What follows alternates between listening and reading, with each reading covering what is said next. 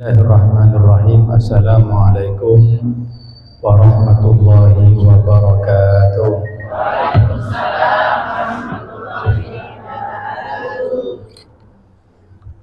Alhamdulillahirabbil alamin.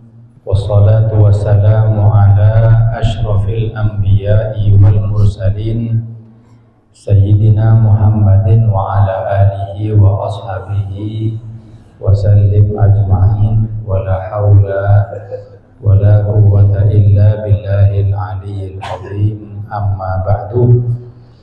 Subhanaka la ilma lana illa ma 'allamtana innaka antal alimul hakim. Rabbi shrah li sadri wa yassir li amri wahlul 'uqdatam min lisani yafqahu qawli. Amin. Allahumma amin. Alhamdulillah, kita panjatkan puji syukur kita kehadirat Allah. Sampun diparingi sehat walafiat, jasadiyah, ruhaniyah, mugi-mugi diparingi istiqomah. Amin. Ini adalah pengajian pertama nih, mantune bulan Ramadan. Mudah-mudahan amal kita di bulan Ramadan diterami kalian Allah, dan insya Allah dikembalikan kepada Ramadan tahun depan dalam keadaan sehat walafiat. Hadirin hadirat para rawuh, bulan Syawal niki nggih termasuk saniki Dzulqa'dah nggih. Sebelumnya kan bulan Syawal, lalu Dzulqa'dah, lalu Dzulhijjah. 3 bulan ini adalah bulan-bulan haji. Manane orang kalau mau berangkat haji, mulai niat ihramnya mulai bulan sekarang saged boleh. Kan bulan haji itu bulannya tertentu. Karena Al-Quran disebutkan al-hajju ashhurun ma'lumat. Haji itu bulannya tertentu. Niatnya mulai Syawal, lalu Dzulqa'dah, lalu Dzulhijjah, sekaligus nanti manasiknya. Di selain bulan ini gak bisa haji. Misalnya wonten tiyang ngomong, aku tak haji bulan Ruwah, kayak enak gak patek rame, nggih mboten saged hadirin. Aku tak berangkat haji pas kebetulan bulan Maulid mawon, sekaligus kita sholawat tentang Kanjeng Nabi, nggih mboten saged. Kenapa? Karena bulan haji sudah ditentukan. Bulan Syawal, bulan Dzulqa'dah, lalu amaliyahnya di bulan Dzulhijjah. Mugi-mugi kula kalih panjenengan yang belum berangkat haji dilancarkan oleh Allah berangkat haji. Amin. Kula ningali pengumuman pemerintah niku saniki tidak harus nunggu tahunan. Mulai tahun depan ini atau tahun sekarang, tahun depan berarti nggih, yang sudah nunggu 20 tahun itu insya Allah sudah tidak ada. Tapi pemerintah punya program namanya War Ticket. War Ticket niku kapan haji dibuka, jenengan daftar, niku keterima langsung berangkat. Alhamdulillah. Daftar, masuk kuota, langsung berangkat dengan syarat dilunasi rumiyin. Nek lunas gak berangkat hadirin. Nek daftar toh percuma. Jadi misalkan pemerintah punya kuota untuk orang Indonesia 2.500, panjenengan pas tahun sakniki daftar dilunasi, kayak gimana? Gak usah nunggu tahun depan, tahun sakniki berangkat. Nah, insya Allah lebih enak. Terus gimana yang sudah menunggu bertahun-tahun? Saya gak tahu lagi informasinya. Intinya alhamdulillah semakin tahun semakin baik, semakin bisa untuk berangkat haji. Amin Allahumma amin. Hadirin hadirat para rawuh, kita baca kitab. Di dalam Islam itu ada satu makalah, ada yang mengatakan ini hadis, ada yang mengatakan ini kalam ulama. Napa niku? An-nadhafatu minal iman. Kebersihan adalah sebagian dari iman. Nah, ternyata kebersihan yang dituntut oleh syariat Islam itu ada 2, kebersihan zahir dan kebersihan batin. Kalau kebersihan batin itu, kalau yakin panjenengan insya Allah semakin nambah usia, semakin hati-hati kepada penyakit hati.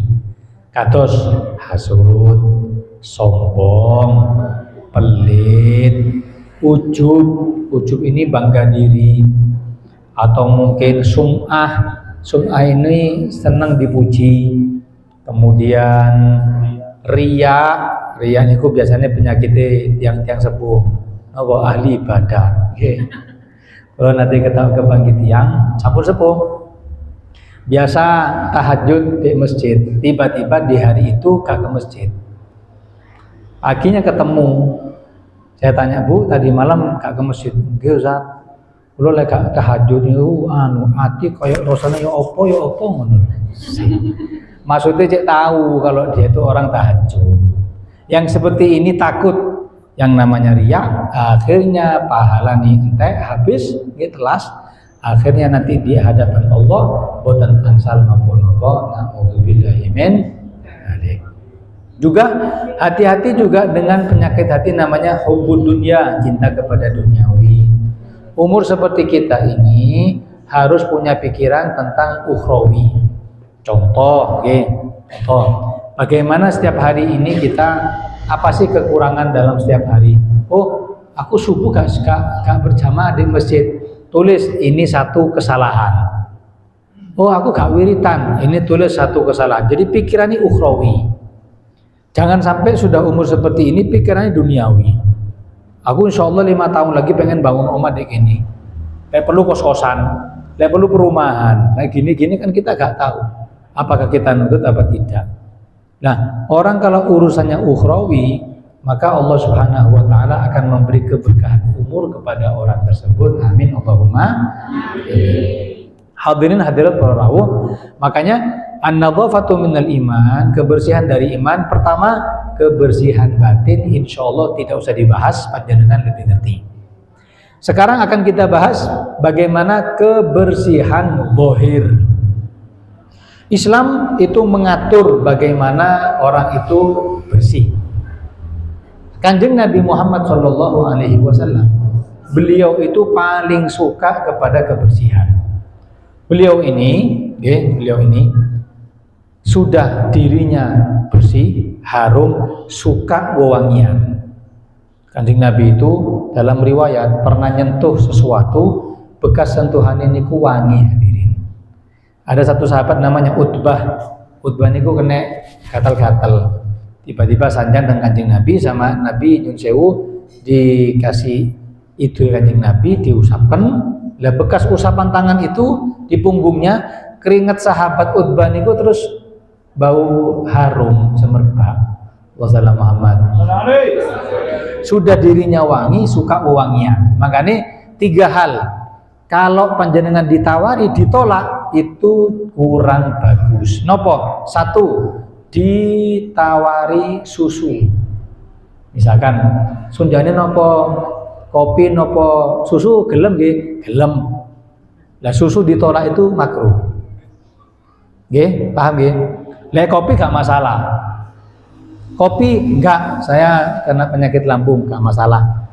Teh nggih, mboten. Susu, waduh ya apa iki? Bungkus mawon nggih, saya sekedo nggih.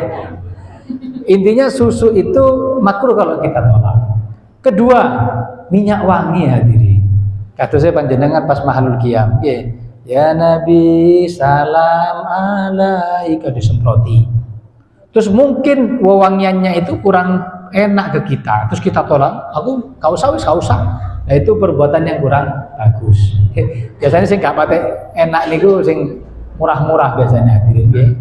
Terutama yang minyak wangi yang misik-misik yang di pasaran itu kadang baunya tidak enak. Tapi kita nolak makruh. Maka kebersihan daripada iman tadi itu dicontohkan oleh Nabi Muhammad SAW. Apa saja kesunahan-kesunahan atau tuntunan di dalam syariat tentang kebersihan? Pertama, Islam itu mengajarkan kepada kita kebersihan mulut. Makanya harus atau wajib gosok gigi pagi, malam, sebelum tidur. Makanya Islam selain gosok gigi ditambahin apa? Siwak nih gitu. Bapak-bapak gak mungkin jisamsu biasanya nggih. Siwak ini sunnah. Kenapa? Selain siwak ini dapat pahala dan manfaatnya juga melancarkan syahadat saat derenge seto. Mungkin sedangkan husnul khotimah. Terus siwak itu sunnah. Yang kedua, sunnah termasuk daripada kebersihan dari dalam Islam tadi itu adalah bercelak, semerap celak. Nah, celak ini kan sudah dulu kita masih muda sering celaan ya. Tapi gara-gara kadang digojloki di masyarakat. Kalau sing kan celaan Bu, saat itu celaan. Terus pas tahu dakwah ngeten niki tahu kepanggil panitia ngomong ini, "Loh, Habibie kayak dukun ini rek." Aduh. Akhirnya model fitnah nggih. Makanya celak itu sunnah. Lah Kanjeng Nabi gak celaan tapi lahir dalam keadaan sudah bercelak. Lah celak itu ada tata caranya. Mana afdol, celak tulis semerap nggih kados pensil niku atau celak yang ada tutupnya? Afdol yang celak ada tutupnya, ada tungkainya niku lho. Sing seperti dulu ada warna emas itu loh, nggih, diputer. Itu sunnah. Sunnahnya bagaimana? 3 kali sebelah kanan, 3 kali sebelah kiri. Nah itu cepat untuk bisa mimpi Nabi Muhammad Sallallahu Alaihi Wasallam. Memang sunnah Kanjeng Nabi sekarang sudah jarang dipakai. Akhirnya di masyarakat niku kados asing hadirin. Nggih. Celaan kayak Deddy Corbuzier hari ini. Lah kotanya. Makanya celak itu sunnah sebenarnya. Untuk apa? Selain juga sunnah diperintah oleh Nabi, kedua untuk menajamkan pandangan kita. Itu kesunahan yang kedua. Kesunahan yang ketiga adalah ghuslul barajim. Nyun sewu membersihkan apa yang ada di bawah kotoran kuku. Nah, bagaimana hukumnya kalau panjenengan nyun sewu yang bapak-bapak mau wudhu kemudian di bawah kukunya itu hitam? Apakah air masuk ke dalam kulit akhirnya wudhu sah, atau justru mencegah masuknya air ke dalam kulit akhirnya wudhu botan? Ulama mengatakan dilihat kalau itu berupa keringat, kukur-kukur misalnya, lah ireng toh, bagaimana? Lalu wudhu gak sempat bersihkan, tetap hukumnya menyerap air karena itu keringat. Tapi misalkan itu bukan keringat, kados mungkin kerja di bengkel atau oli atau cat, bagaimana? Wajib dibersihkan dulu saat tanglet. Ya kalau misalkan kerjanya sehari 2 hari. Wonten tiyang niku kan setiap hari di sawah toh nggih. Setiap hari megang lumpur, tanah sampai akhirnya cekat. Gimana? Kata ulama kalau memang pekerjaannya itu petani, maka cukup bersihkan semampunya saja. Karena itu sudah dikatakan diperbolehkan atau wudhunya sudah sah. Paham ya? Kemudian yang ketiga, apa yang termasuk daripada kebersihan itu sebagian daripada iman? Yang ketiga adalah al-iddihan. Napa iddihan? Pakai wewangian badan. Tadi kan saya bilang wewangian parfum itu di baju, tapi di badan itu loh. Seperti apa? Rexona atau minyak rambut apa namanya? Kalau dulu saya masih kecil ada namanya tanco. Gajbilak saya baru-baru niki nggih. Tahu tanco nggih? Ijo biasanya. Waduh itu baunya seperti salafus soleh niku Pak. Jadi itu bagaimana hukumnya? Hukumnya sunnah malahan. Kenapa? Karena termasuk daripada kebersihan yang termasuk sebagian daripada iman. Atau mungkin yang di badan kita pakai namanya kolon. Tahu? Sekarang kan pakai. Tahu semerap kolon nggih, kata saya minyak. Jadi badan dikasih kolon, juga baju dikasih parfum, akhirnya wanginya semerbak. Kemudian yang selanjutnya adalah izalatu sya'ril ibti. Yang kelima termasuk daripada kebersihan adalah iman, nyun sewu adalah membersihkan bulu ketiak. Ini dicukur. Oke. Sunnahnya bagaimana? Untuk laki-laki sunnahnya dicabut. Lek kuat. Lek kuat dicabut. Lek di apa dikerok, saya pakai kerok kan biasanya yang kuning itu ya, silet. Itu biasanya berapa hari sekali, kan nggak mungkin tiap hari. Itu dikatakan 40 hari sekali maksimal. Ya misalnya 1 bulan sudah gondrong, hadirin ya wes 1 bulan dipangkas ya. Itu yang kelima. Yang keenam, yang sewu izalatu sya'ril ana, ngapunten, membersihkan bulu kemaluan laki-laki dan perempuan. Setiap berapa hari sekali, maksimal 40 hari sekali. Kenapa? Alasannya kenapa? Ternyata saya dulu waktu ngaji ini mikir, apa ya kok sampai harus digundul gitu. Tapi sekarang baru tahu saya, penelitian ternyata nyun sewu, bulu yang tidak kena sinar matahari seperti ketiak atau yang di bawah itu rentan ada bakteri yang akhirnya ketika ada luka sulit sembuh, akhirnya jadi borok. Nah itu bahaya. Bahaya. Panjenengan kita tahu bagaimana cara merawatnya. Yang jelas ketika membersihkan itu panjenengan dapat pahala mengikuti sunnah Nabi Muhammad Sallallahu Alaihi Wasallam. Kemudian yang ketujuh, apa termasuk daripada kebersihan? Yang ketujuh adalah khitan, sunat. Nah, sunat. Bagaimana hukumnya? Hukumnya wajib bagi laki-laki, bagi perempuan ada 2 pendapat. Satu yang mengatakan wajib, yang kedua ada yang mengatakan sunnah. Kalau laki-laki kenapa? Laki-laki kenapa wajib? Karena kalau tidak dipotong ujungnya itu tempatnya kotoran.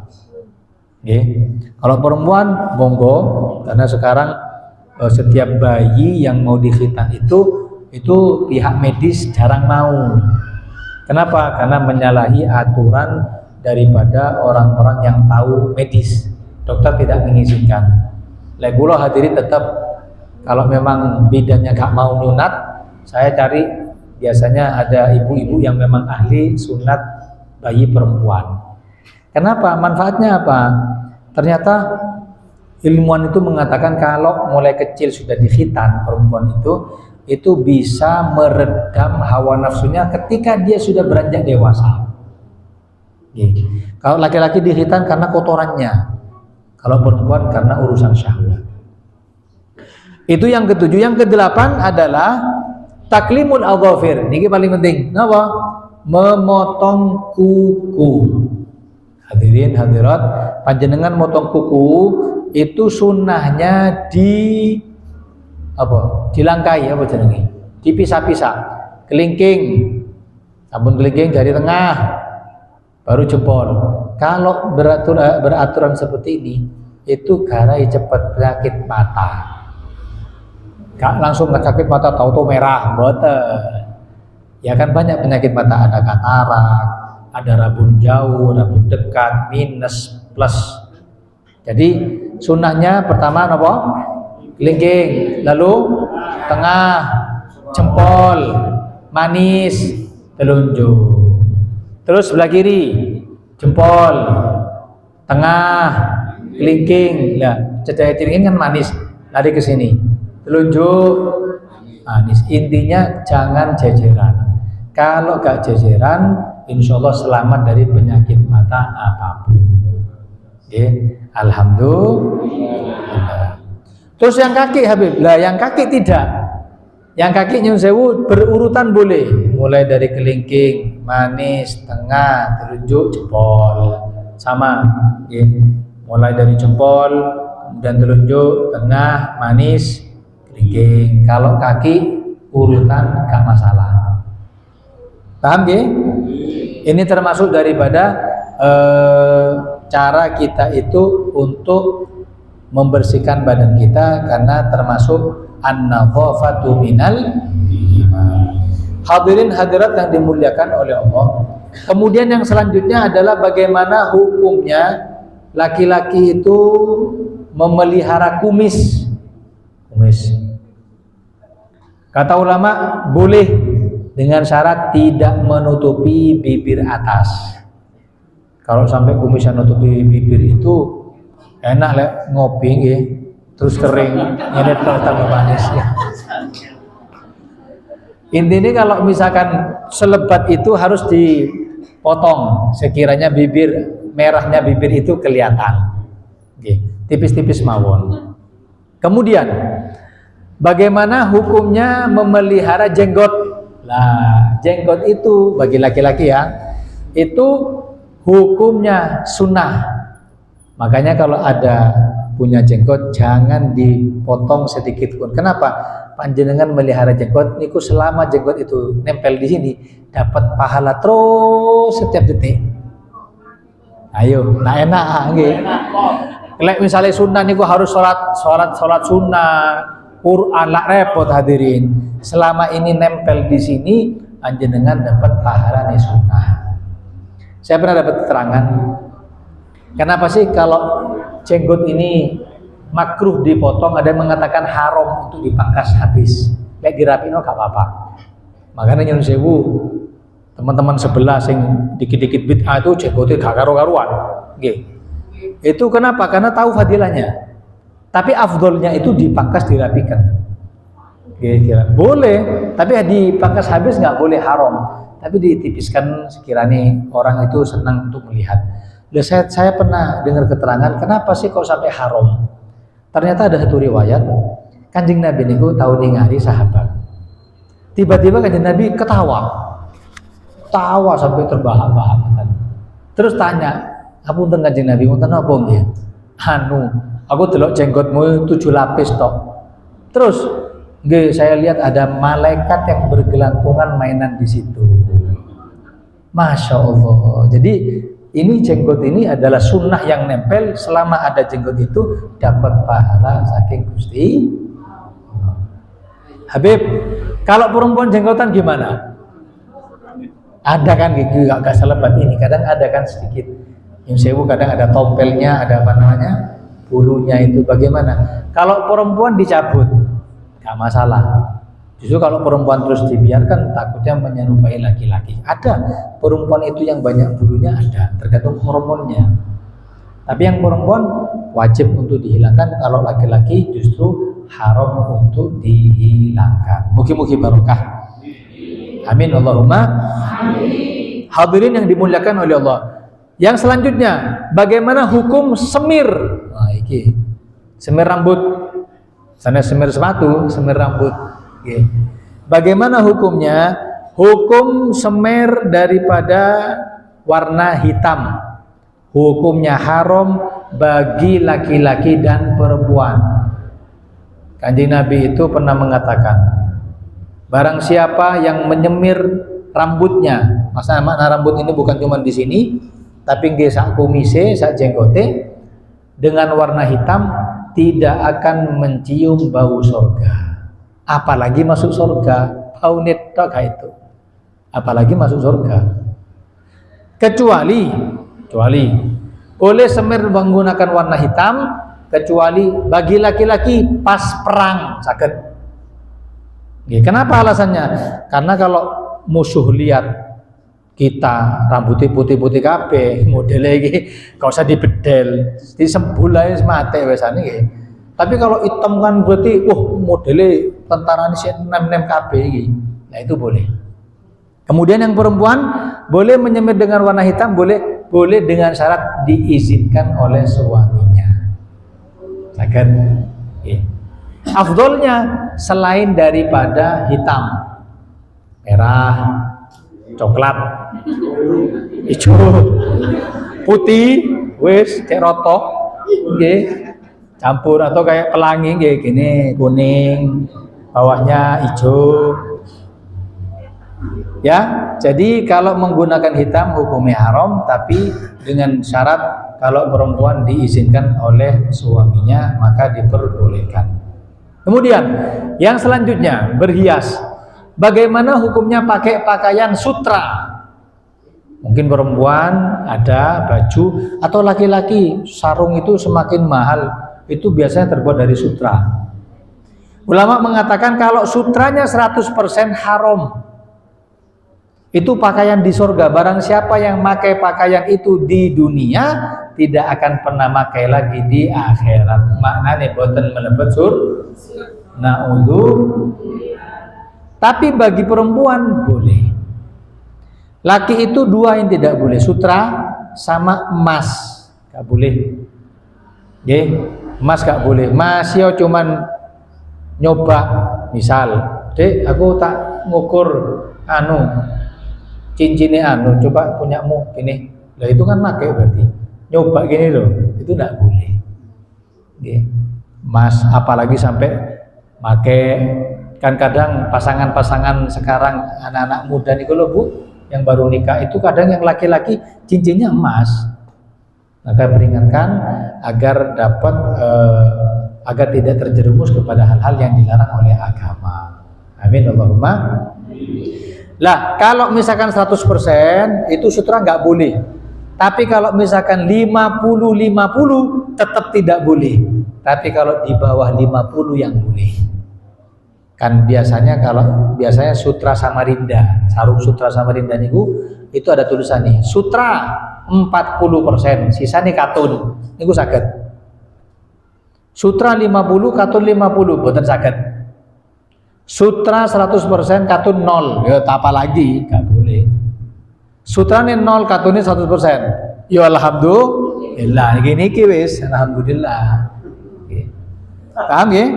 Jadi ini beberapa hal yang perlu kita ketahui agar kita mendapatkan kesunahan yang ternyata mudah dapat sunnah Kanjeng Nabi niku. Enggak harus yang sulit-sulit. Mugi-mugi barokah. Amin Allahumma.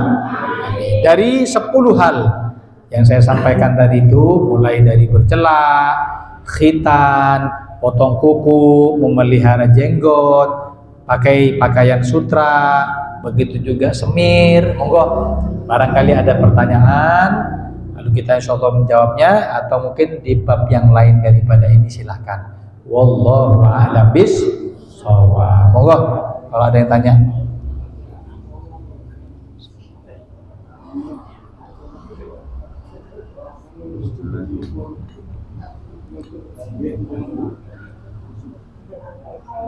Monggo. Assalamualaikum warahmatullahi wabarakatuh. Waalaikumsalam warahmatullahi wabarakatuh. Itu tadi masalah tentang memotong kuku. Ada harinya yang baik harus memotong atau tidak? Bagus. Saya tadi mau menyampaikan lupa. Hari-hari apa saja yang diperbolehkan atau disunahkan motong kuku? Ada 3 hari. Pertama, sunnah motong kuku hari Jumat. Terus yang kedua hari Kamis, karena yurithul ghina, cepat sugih. Asalkan kerja. Gak kerja percuma. Sampai motong kuku, gak kerja percuma. Maksudnya ditambahi keberkahan rezekinya melalui potong kuku di hari Kamis. Yang ketiga adalah hari Senin. Selain daripada ini, bukan gak boleh, monggo. Misal kuku ini landem, tiba-tiba ke senggol atau gimana, ketatap sampai terpotong sampai keluar darah. Terus gak ngenteni kemis, bahaya ini. Potong sekarang gak masalah. Tapi biar dapat kesunahan, harinya adalah hari Senin, Kamis dan Jumat. Monggo. Assalamualaikum warahmatullahi wabarakatuh. Waalaikumsalam. Mau bertanya tadi soal semir untuk istri. Karena tadi mengatakan kalau istri boleh semir warna hitam asalkan diizinkan suami. Apakah si suami ini tidak menanggung dosa haramnya semir hitam? Oh ya. Apa alasan diperbolehkan istri pakai semir? Bukan berarti terus istri boleh yang nanggung dosanya suami. Alla taziru waziratun wizra ukhra. Dosa seseorang tidak ditanggung oleh orang lain. Dosa ditanggung kiambae. Lah, syariat itu memperbolehkan karena wanita adalah tempat keindahan, tempat perhiasan. Nyun sewu. Uban itu kata ulama bisa mengurangi kadar kecintaan seseorang kepada pasangan. Jenengan tahu, Kanjeng Nabi Rasulullah Muhammad, Kanjeng Nabi itu kan jenggotan, ubanan, tapi ubannya itu gak sampai 20 helai, gak sampai. Makanya umur 63. Saya saja umur 40 putih kabing ini biasanya. Nabi umur 63, ubannya gak kurang dari gak lebih dari 20. Apa keterangannya? Katanya begini. Kalau Kanjeng Nabi ubannya banyak, maka kecintaan istri kepada Nabi akan berkurang. Ya apa terusan? Akan mendapatkan laknat Allah istri-istri Nabi gara-gara kurang cinta dengan Kanjeng Nabi. Itu maksudnya. Berarti uban itu bisa mengurangi kadar cinta kita kepada pasangan. Makanya buat perempuan, tidak bosan buat laki-lakinya, itu boleh disemir hitam. Pas lewat, si eno bojoku rek ngene. Kayak 17 tahun modelnya, Sweet 17 modelnya bojoku ini. Gak tahu wis 75 modelnya ini. Untuk apa? Agar tetap terlihat indah. Itu hikmahnya. Lah yang laki-laki kenapa tidak boleh? Enggak boleh. Karena memang perintah dari Rasul sallallahu alaihi wasallam. Ada lagi monggo? Nggih. Apakah ada hukum niku napa mencabut uban? Nggih. Bagaimana hukumnya mencabut uban? Mencabut uban adalah makruh. Dua hal yang mencabutnya makruh, uban lan jenggot. Nggih. Ini biasa nih. Dengan tadi di apotek ini gimana? Itu makruh. Terus sudah jenggot yang dicabut sakubane, tambah makruh double malahan. Terus biasanya kalau nyabut uban itu justru tambah banyak ubannya. Uban itu kan bisa jadi karena hormon, bisa jadi karena salah sampo atau apa namanya. Yang ketiga bisa jadi karena dicabut itu bisa memperbanyak uban malah. Nek Habib, aku salah sampo iki, putih-putih ini salah sampo. Rasulullah Muhammad. Monggo yang lain. Bagaimana hukum pacar bagi perempuan? Pakai pacar. Hukumnya bahkan sunnah untuk memperindah dirinya, asalkan untuk diperlihatkan kepada pasangannya. Perempuan pakai pacar itu boleh, tangan, kaki. Nyun sewu. Kenapa saya bahas nyun sewu? Sekarang hadirin hadirat, ten kafe-kafe niku lagi marak perempuan ditato. Ditato niku loh, ditato. Saya mikir kenapa sih wong Islam ada? Kan cuman dari bahannya tok sing beda. Daripada tato, panjenengan nanti yang diselukai itu kulit, panjenengan wudu ndak sah. Kemudian mandi wajib gak sah, kan repot. Gimana caranya? Mending pacar. Gak apa-apa wis tengkorak pakai pacar, gak apa-apa. Ya kalau pengen yang Islami yo gambari masjid ta apa. Fotone yai ta, fotone Habib ta. Tapi gak mungkin karena ngetren sekarang nggih. Gambar apa? Masalah gambar ular atau gambar macam-macam tulisan gitu.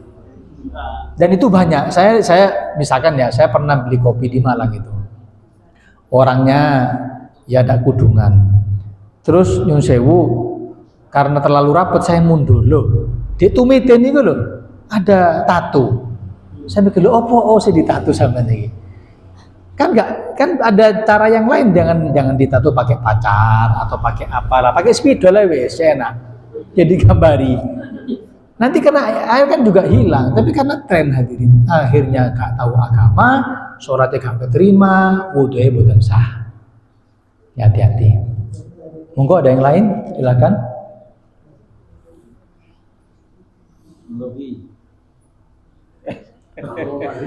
Nyun sewu. Bagaimana hukumnya? Nyun sewu, mengganti gigi yang tanggal dengan gigi emas. Ulama memperbolehkan. Pertanyaannya kalau sampun sedo, apakah wajib dicabut? Ayo, ya apa iki? Gak dicabut ya eman. 5 gram saniki mahal iki. Gak dicabut itu seakan. Lah kata ulama, kalau itu termasuk harta yang diwariskan, wajib dicabut. dengan syarat mudah. Dengan syarat apa? Mudah. Kalau misalkan sulit sampai operasi, maka akan menjadi ta'dzib, penyiksaan kepada si mayit dan menjadi haram. Jenengan tahu susu yang ditanam di badan itu kalau sudah wafat apakah wajib dikeluarkan? Gak wajib, hadirin. Dikubur sak susu iwis. Kenapa? Takut yang namanya nyakiti si mayit. Karena penriwayat itu mayit ketika sudah dicabut oleh Allah, nyawanya tadi, ruhnya tadi itu jangan sampai ditekan. Ini tak disentuh, itu sakit, hadirin. Lo bayang no, kata Imam Ghazali, pencabutan nyawa itu seperti kayu yang banyak pakunya, lalu dimasukkan lewat mulut, ditarik lewat dubur sekali tarik. Pedot kabeh.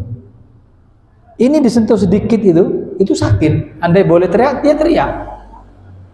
Kalau ditanya apa yang dilakukan kepada orang yang sudah wafat, satu, nopo, lepaskan baju yang sekarang dia pakai, diganti sewe aja. Beb, beb, sudah ternyata baru ketahuan 4 jam yang lalu, jadi kaku, beb. Gimana mau melepas bajunya? Gunting. Gak mungkin mau bekasnya mayat, kak barokah ini, gunting aja. Kenapa? Karena mayat itu merasa risih dengan baju yang dia mati dengannya. Apalagi sampai susu diambil, gigi ini gak coplok-coplok, tarik kayak pakai gergaji ya, kayak gak boleh. Tapi ketika masih hidup boleh. Ketika masih hidup boleh. Monggo ada yang lain?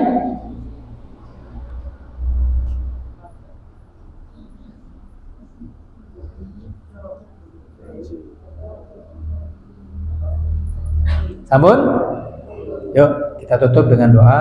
Bismillahirrahmanirrahim. Alhamdulillahirabbil alamin. Allahumma shalli wa sallim ala sayyidina Muhammadin wa ala ali sayyidina Muhammad. Allahumma ja'al jam'ana hadza jam'an marhuma wa tafarruqana min ba'dihi tafarruqan ma'suma wa la taj'al fina wa la ma'ana shaqiyyan wa la mahruma. Allahumma hdina bihudak wa ja'alna mimman yusari'u fi ridhak wa la tuwallina waliyan siwak wa la taj'alna mimman khalafa amraka wa asak. Wa sallallahu ala sayyidina Muhammadin wa ala alihi wa sahbihi wa sallam walhamdulillahi rabbil alamin. Al-Fatihah.